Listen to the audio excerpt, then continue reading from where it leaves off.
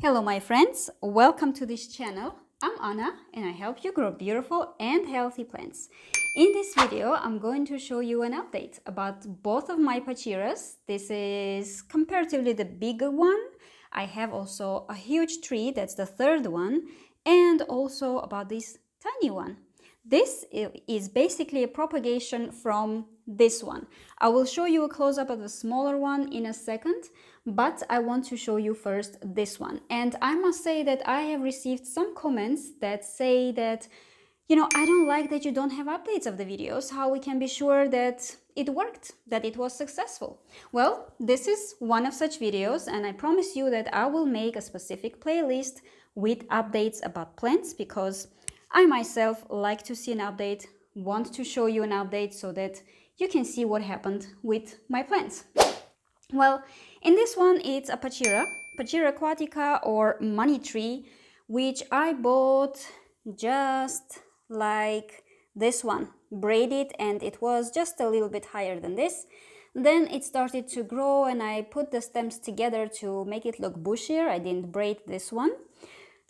And then I decided to propagate it. And if you haven't seen that video, I will also put the link in the description of this video so that you can go watch it, see how you can easily make cuttings from your Pachira to make it grow bushier and also to propagate it. Well, this one, let me show a close-up. So we made the cutting from here. You see that this part is already completely dry and it's absolutely fine. And it has new growth. Look at this.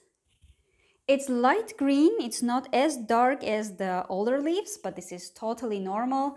With the time, this will also turn into dark green and very thick leaves. But as of now, look at this growth.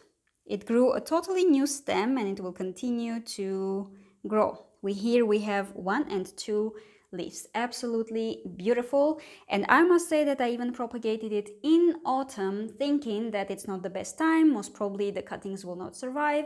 You always need to have more cuttings that you plan to have in the end, because maybe 5 out of 10 cuttings of Pachira will not eventually grow roots. So I had just 2 cuttings and I was a little bit nervous, will it be successful or no, but I really wanted to make this plant grow a little bit bushier and I wanted to propagate it and show you how to do it, because so many people, of course, comment under the videos of my money trees how to propagate, what to do. And I wanted to really show it to you in autumn, not wait until spring. But so as you can see, this is very successful. This was one of the stems and here is the second stem. Again, new growth, 2 new leaves. This is the first one and this is the... Basically, this is the first one that grew. This has only 4 leaves, pretty interesting. And then it grew this one with 4 leaves on it. Well, that whole thing is 1 leaf. I just call petals kind of leaves. And here is also, both have 5 and 5. I don't want to touch it that much because they're very tender, very thin now, and I don't want to damage them. And now let's go and look at our small one.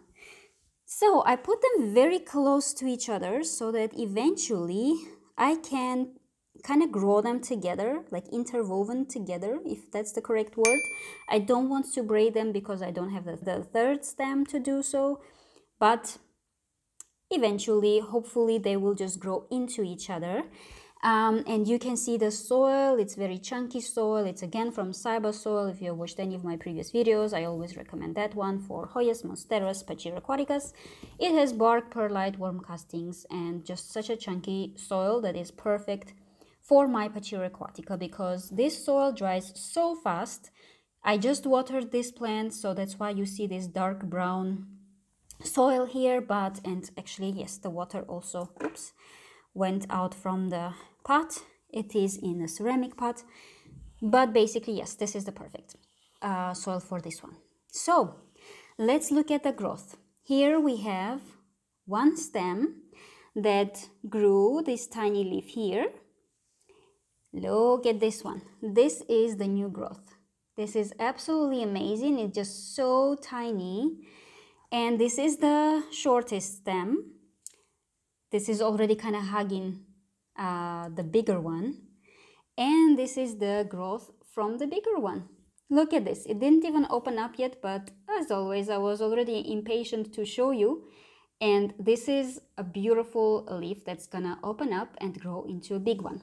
You can also see the leaves that I cut in half to basically remove or reduce the surface from the leaves so that it doesn't struggle that much with evaporation, you know, maintaining its humidity. So I cut some of the leaves. Here I cut all the leaves in two, basically. I shortened them, and here only some. Here as well.